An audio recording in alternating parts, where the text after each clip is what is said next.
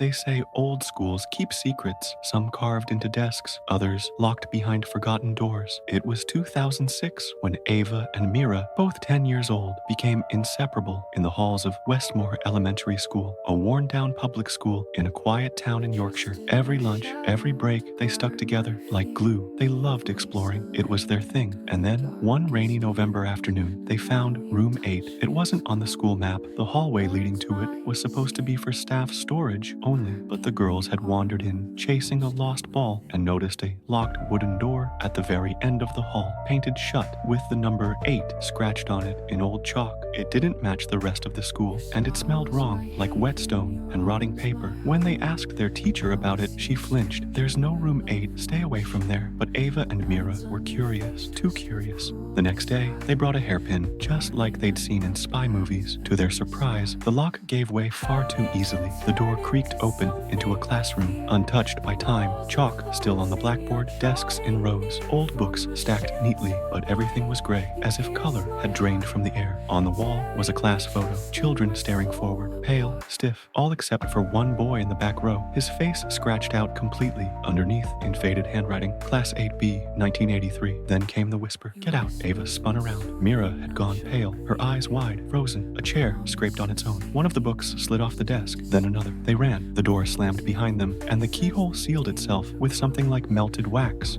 The girls tried to tell a teacher. No one believed them until Mr. Holloway, the school janitor, overheard them talking. "You opened room 8, he whispered, grabbing Ava's arm. "That door was welded shut after the fire. You two shouldn't be here." "What fire?" Ava asked. 1983, he said, voice barely a whisper. "A boy locked his classmates inside during break time. He thought they were laughing at him. Lit a match. They say he burned with them, but no one ever found his body." He looked around and added, "They never removed the desks, or the books, or their ashes. Police came. Records were sealed. The headmaster hanged himself the next day." He paused. "But sometimes that door opens on its own." Mira stopped talking. Not entirely, just enough to scare Ava. She stared out windows. She flinched at bells. She hummed a song neither of them knew. And at night, she began writing the same name over and over in her notebook, Owen. When Ava asked who Owen was, Mira only said, "He said he was in the picture." They hadn't told anyone about the photo. That weekend, Mira went missing. Police found her 3 days later, asleep on a desk inside room 8. But here's the thing. The door was welded shut again.